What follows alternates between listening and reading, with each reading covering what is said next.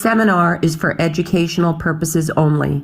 It is not a substitute for professional medical advice or treatment. Consult with your medical provider for medical advice or treatment.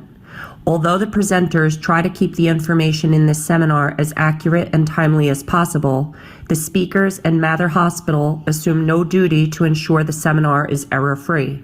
The speakers and Mather Hospital are not responsible or liable for any claim, loss, or damage resulting from you viewing this seminar. Good afternoon, everybody, and thank you for joining us for our HealthyU webinar series. Today's topic is fiber and probiotics, the powerful duo. At any time during the presentation, please feel free to enter any questions you may have using the Q&A feature at the bottom of your screen. We'll answer as many questions as we can within the time allotted once the presentation concludes. Your questions will remain anonymous. Today's presenter is Barbara Brogleworth.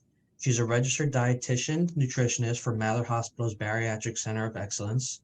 Barbara earned a Bachelor of Science degree from Queens College, completed a dietetic internship at Stony Brook University, received her master's degree in health science from Stony Brook University, and is an ACE certified behavior change specialist. In addition to supporting our bariatric surgery patients, Barbara also educates the community members through Mather's medical weight management program. Helping others find wellness through balanced nutrition, physical fitness, and a healthy lifestyle is essential to Barbara's work. All right, Barbara, let me get your PowerPoint up, and then we're good to go. Thank you, Jonathan, for that warm introduction, and thank you to everyone here for taking the time to listen to my presentation. You took the time to attend, so I want to honor that by presenting what sometimes sounds like daunting information in a clear, concise, and understandable way. Before we begin talking about fiber, though, I just want to mention that in medicine, there's never a one-size-fits-all approach, and the gut microbiome is no different. Fiber and the gut microbiome are on the forefront of our attention these days, but there are many factors that influence a person's overall health and well-being, including their digestive health. Next slide. So, what is fiber? Well, it's a complex carbohydrate, which are very nutrient dense. In addition to fiber, they contain essential vitamins and minerals. So just to give you a visual, fiber is like if you took multiple glucose molecules and linked them together, right? So to give you a visual on that, if you were to take a knot or a rope and make one knot in it, that would be a simple carbohydrate.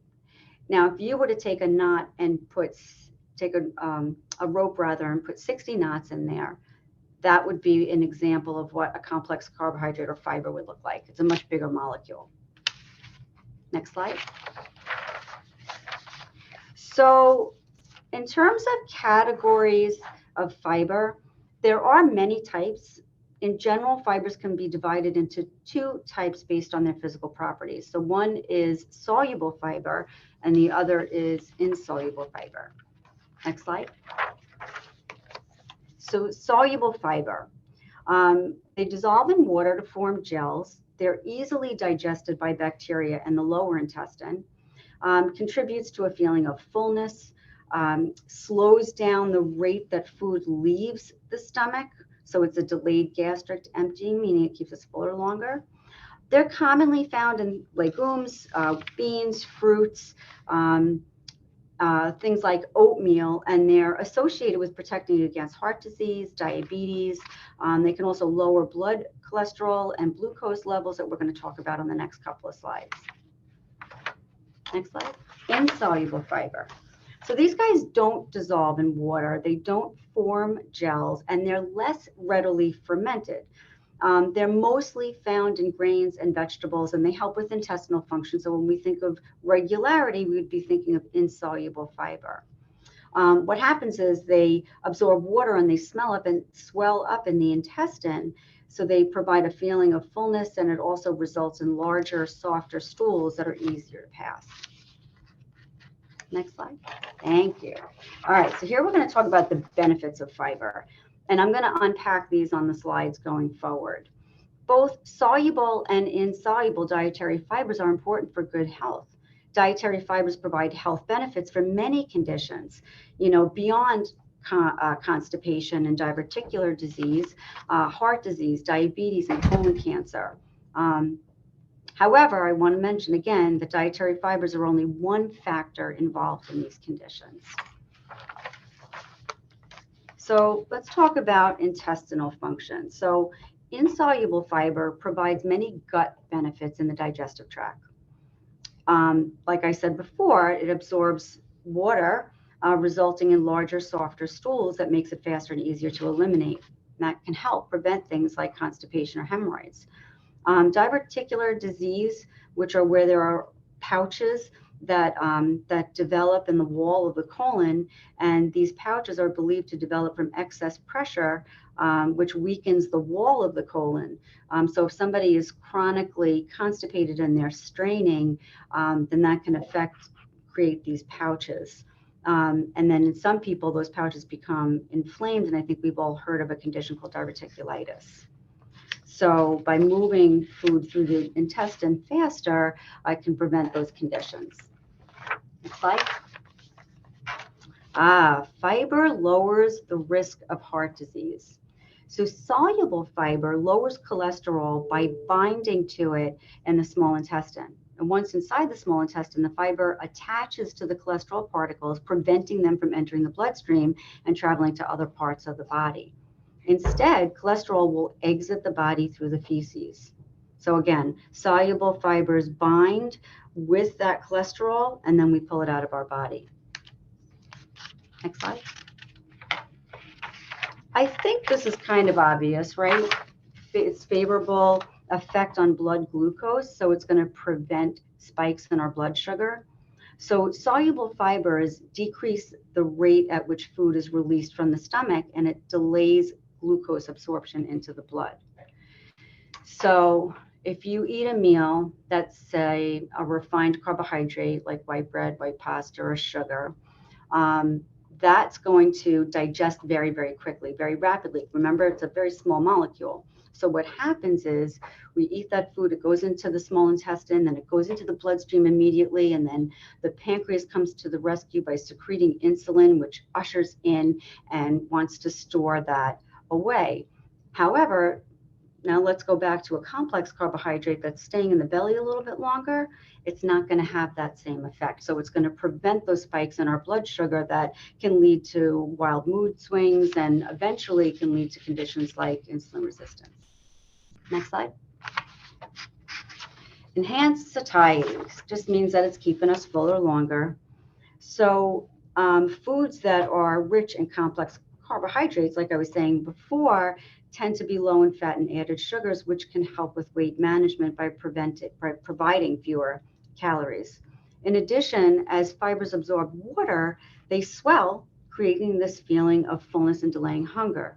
And also, as you can see from this picture, when we eat food, it crosses to our pancreas to produce the insulin, which will usher out of the bloodstream. If we overconsume refined carbohydrates, they're going to spike our blood sugar too quickly and will be stored as fat. Short chain fatty acids.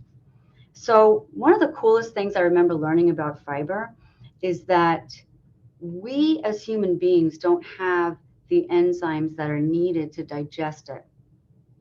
So, but the bacteria in our colon does. So we're going to talk about the microbiome and what the combination of those two and how they work with each other.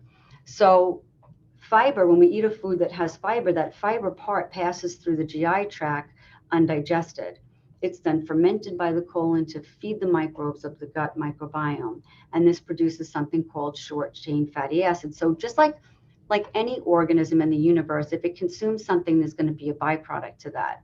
So here, the gut microbiome is eating the fiber and it's producing these molecules called short chain fatty acids. And about 95% of the short chain fatty acids in our body are acetate, propionate, or butyrate. Next slide. So why are these important?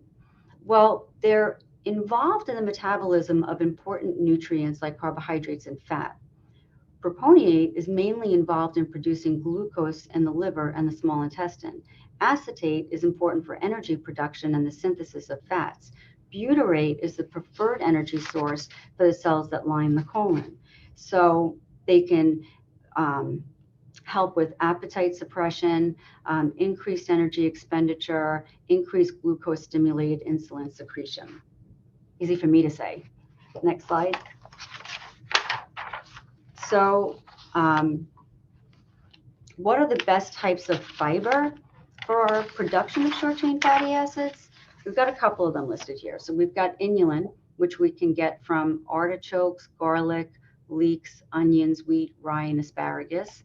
Then we have these fructooligosaccharides. They are found in things like bananas, onions, garlic, and asparagus. Resistant starch. So you can get resistant starch from grains, barley, rice, beans, green bananas, legumes, and potatoes that have been cooked and then cooled.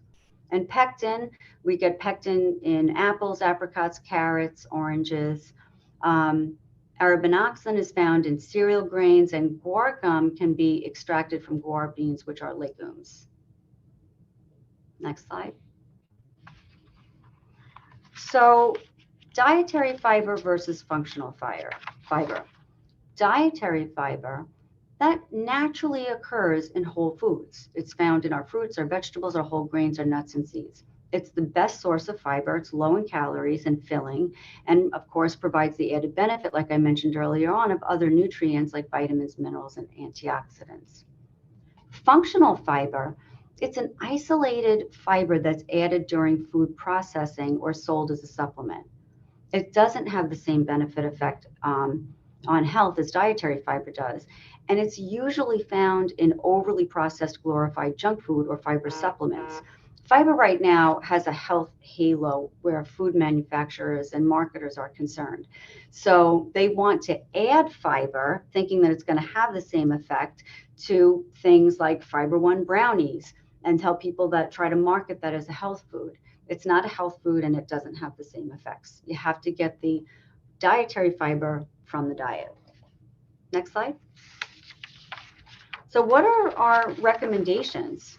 So the recommended daily amount for fiber is about 25 grams a day for women and 30 grams a day for men. So in general, looking for about 14 grams per 1,000 calories. A high fiber source is considered about 5 grams or more per serving if you're looking at food labels. On average, Americans are probably taking in about 15 grams a day.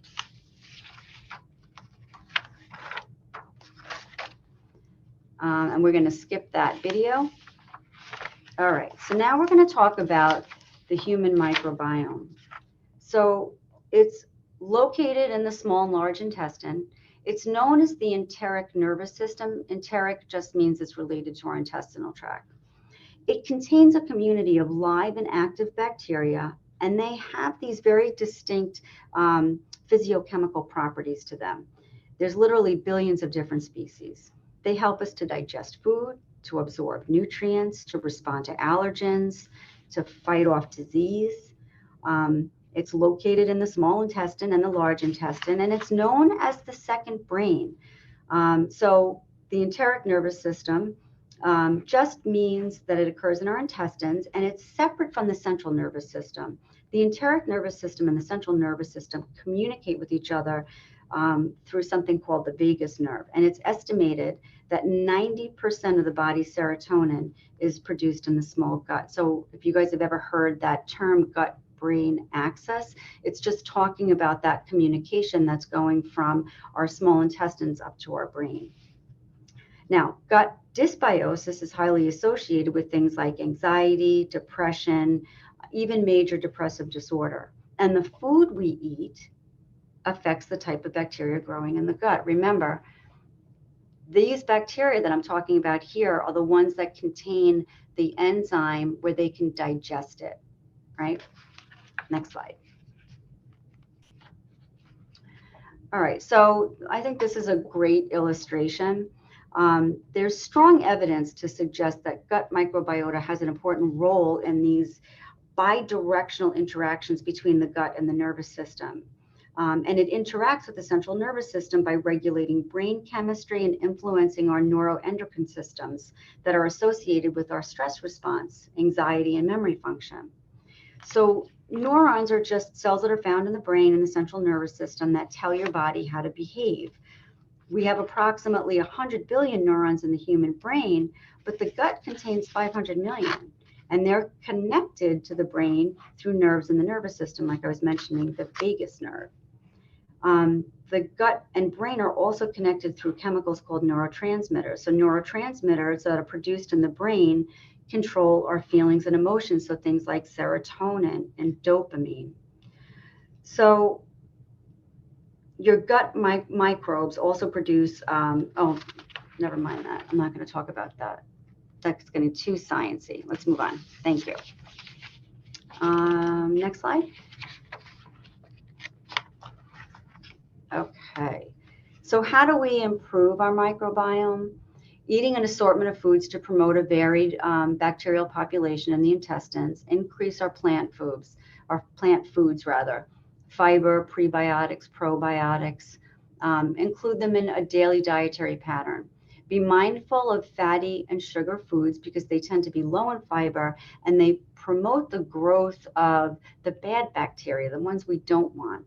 Limit and avoid alcohol and tobacco because they're also damaging to the healthy microbiota or bacteria that's there. And aiming for adequate sleep, hydration, and exercise and managing our stress. Next slide. So we've heard probiotics before. What are prebiotics? Prebiotics is fiber. Prebiotics is the food for the probiotics. So prebiotics are the food for the healthy bacteria, the gut microbiome. Because fiber passes undigested through the upper GI tract, it supports the growth by producing those things I was talking about earlier, those short chain fatty acids. And our sources, look at that, of just a variety of plant foods: asparagus, leeks, onions, berries, bananas, oatmeal, lentils, chickpeas. So all of those foods are, because of the fiber content, are considered prebiotic because they're feeding the good bacteria. Next slide. So what are probiotics? That's the good bacteria that we're trying to feed. It's similar to the bacteria that naturally exists in the gut. It aids in digestion. It helps to change and repopulate intestinal bacterial balance to gut flora. Natural sources or food sources, I should say, of probiotics: fermented dairy products, yogurt, kefir, buttermilk, aged cheese, fermentable vegetables like kimchi, sauerkraut, and pickles. Also miso paste, tempeh. I've heard natto is kind of hard to take for some people. There's a drink out there called kombucha. It's kind of effervescent and a little bit on the spiky side, but a lot of people like it, and it's a great source of probiotics. And then there are supplements. Next slide. Thank you. So I'm going to ask Jonathan to play this video that I think it's an animation video, but it does a great job really summarizing what I talked about with fiber and the probiotics.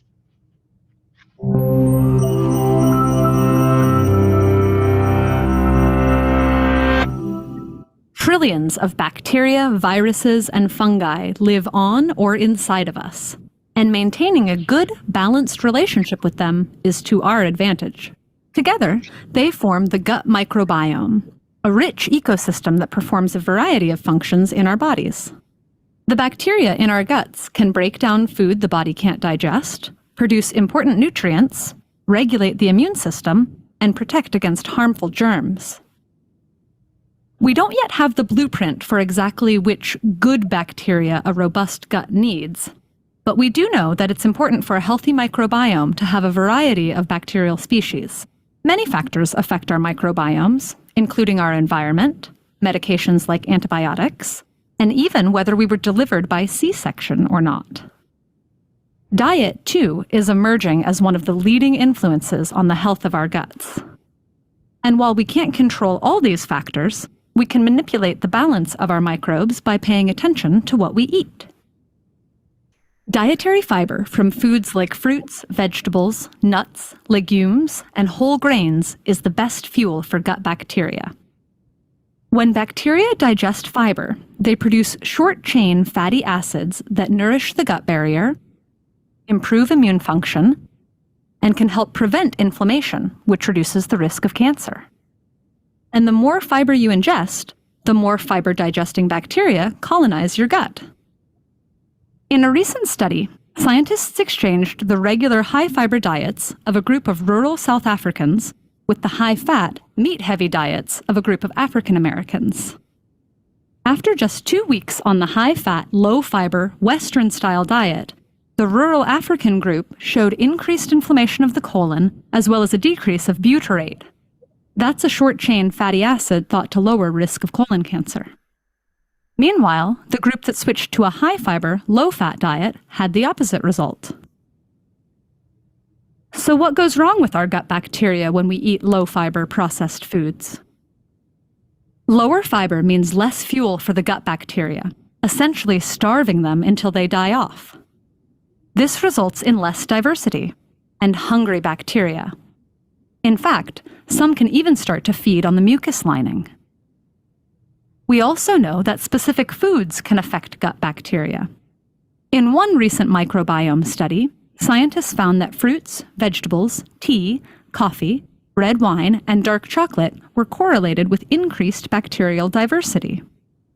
These foods contain polyphenols, which are naturally occurring antioxidant compounds. On the other hand, foods high in dairy fat, like whole milk, and sugar-sweetened sodas were correlated with decreased diversity. How food is prepared also matters. Minimally processed, fresh foods generally have more fiber and provide better fuel. So lightly steamed, sautéed, or raw vegetables are typically more beneficial than fried dishes. There are also ways of preparing food that can actually introduce good bacteria, also known as probiotics, into your gut. Fermented foods are teeming with helpful probiotic bacteria like lactobacillus and bifidobacteria. Originally used as a way of preserving foods before the invention of refrigeration, fermentation remains a traditional practice all over the world. Foods like kimchi, sauerkraut, tempeh, and kombucha provide variety and vitality to our diets. Yogurt is another fermented food that can introduce helpful bacteria into our guts. That doesn't necessarily mean that all yogurt is good for us, though. Brands with too much sugar and not enough bacteria may not actually help. These are just general guidelines. More research is needed before we fully understand exactly how any of these foods interact with our microbiomes. We see positive correlations, but the insides of our guts are difficult places to make direct observations. For instance, we don't currently know whether these foods are directly responsible for the changes in diversity, or if something more complicated is happening. While we're only beginning to explore the vast wilderness inside our guts, we already have a glimpse of how crucial our microbiomes are for digestive health. The great news is, we have the power to fire up the bacteria in our bellies. Fill up on fibers, fresh and fermented foods, and you can trust your gut to keep you going strong.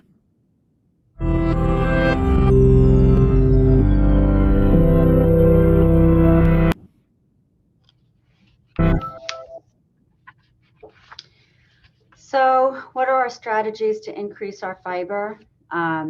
Increase our fruits and vegetables.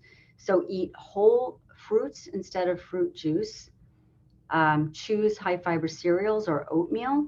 Choose whole grains instead of any refined grains. So if you're looking at bread, you want to make sure that it says whole wheat is one of the first ingredients, or whatever that whole grain is.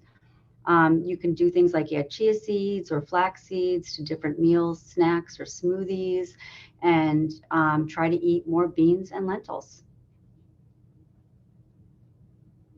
So I do want to say that if you do start adding or increasing your fiber, you want to do it slowly. Go low and slow. You want to train your digestive tract to be able to handle it. And if you are going to add a fiber supplement, make sure you also consume adequate water. So general guidelines are aiming for, 48 to 64 ounces a day. That's it. Any questions? Awesome. Thank you so much, Barbara, for that lovely presentation. If anybody has any questions, you can enter them in the Q&A feature at the bottom of your screen. Let's see. First question, will you provide a copy of the slides? Yes, the slides will be sent out to everybody who attended. This has been very helpful. Do you know how of a book you recommend? I'm sorry, how much what? Do you have a book that you recommend, I guess, regarding on the topic? Oh, I was just reading, I think it's Fiber Fueled. And the guy goes by Dr. B because his last name is hard to pronounce. But it was on the New York Times bestseller list for a while.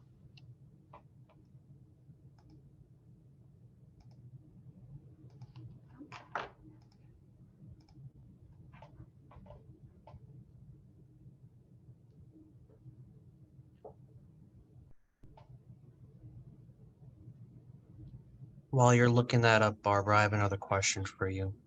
Oh, sure. Go ahead. Kombucha. Oh, I actually wasn't. I'm sorry, Jonathan. I wasn't looking it up. Oh, no, you're fine. I thought you No, were sorry. looking it up. No. Kombucha, what about the sugar in it?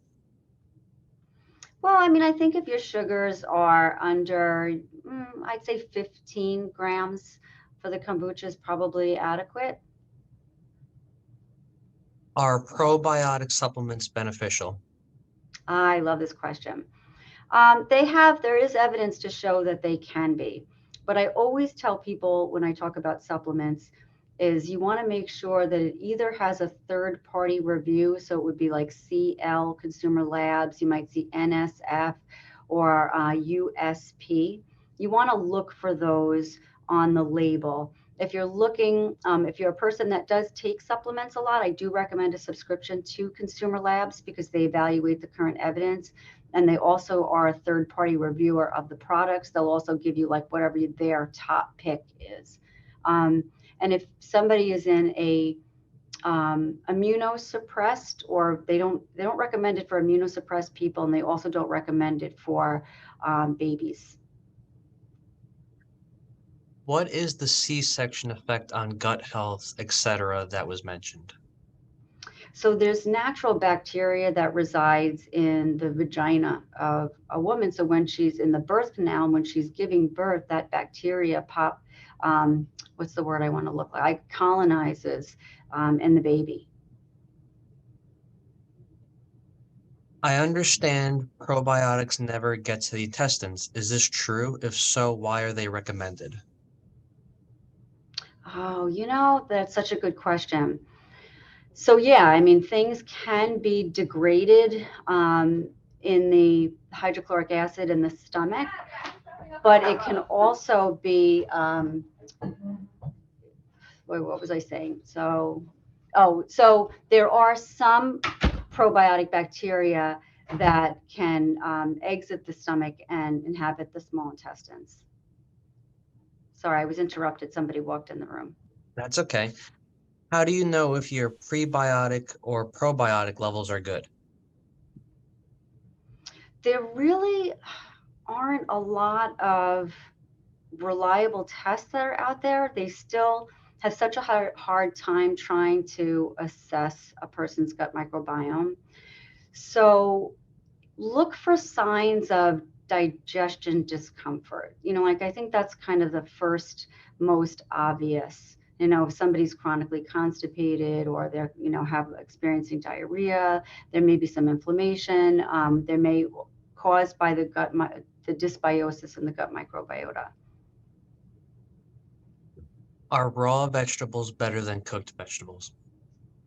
No, in fact, vegetables, or actually a tomato is a fruit, but the lycopene, which is a powerful antioxidant in that, becomes more bioavailable once it's cooked. So however you like your vegetables. I was saying to Jonathan before the presentation began that I'm very careful when I talk to people about where they're getting the vegetables from, and not to be, it doesn't have, not everybody can afford organic. So if you get your vegetables from a can and that's how you get them, you're still going to get the benefits of the vitamins and minerals that are in there. So there's no perfect way to do it, just do it. I have acid reflux and candida. How do I balance food intake when I cannot eat fruits and I have an ache in my esophagus and stomach at the moment? I Totally know. confused where to start or what to eat to get digestions back to where it was. So that's why at the beginning of the presentation, I made a point of saying that fiber is not, it doesn't necessarily, it's not going to fix solutions or problems rather in all individuals, because there are some people that are more sensitive to it. So I would say that's when you work very, very closely with hopefully a dietitian who works with a gastroenterologist to normalize your condition so that you're not symptomatic anymore. And then when you were in a healthier state, you could look to reintroduce fiber. And they do tell you that when, like I was saying earlier, when you do introduce fibers, you want to keep it, very, very slow so you don't aggravate or exacerbate your symptoms. Are there prebiotic supplements? There are prebiotic supplements, but the best prebiotic is really just having a diet that's, think of a variety on your plate. You've got some whole grains, you've got some fruits, you've got some vegetables. Maybe you have some beans on there. That's the best way. That's the best version of a prebiotic. How do they get inflammation level in the colon? How do they get it? How do they get it lower? It just says, how do they get an inflammation level in the colon? Oh, that I don't know. Okay. Sugary yogurts can be non-beneficial. How about putting Splenda in yogurt? Does that take away from the benefits of the yogurt? No, if that's how you get your yogurt, that's fine. Does gluten intolerance have anything to do with effects of pre and probiotic? Does a gluten intolerance have any effect on a pre or a probiotic? So if somebody is sensitive to gluten, gluten is a protein that's in wheat. So if somebody is sensitive to that, then they just wouldn't use wheat as their prebiotic rather. How much fiber should a person take in per day? So recommendations are about, between 25 and 32. Okay. The slide said milk isn't good for you. Does that pertain to just whole milk, or does that apply to all types of milk? 1%, 2%, etc. Referring to the saturated fat in whole milk. Okay. Well, that was the last question. We'll give it a few seconds here to see if anything else comes up. They were good questions. Yes, absolutely.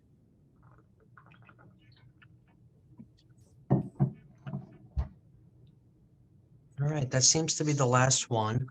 So I just wanted to thank you, Barbara, and thank you for everybody joining us today. If you have any additional questions, you can please email them to matherhospital@northwell.edu. Once you exit the webinar, you will see a link to complete a brief survey. If you could please complete the survey, your feedback is extremely important to us and helps us plan our future programs. Thank you all again for joining today's webinar. If you'd like to see previous HealthyU webinars, you can find them at www.matherhospital.org/HealthyU. Thank you all again and have a great day. Thanks, Jonathan. Thanks, everyone.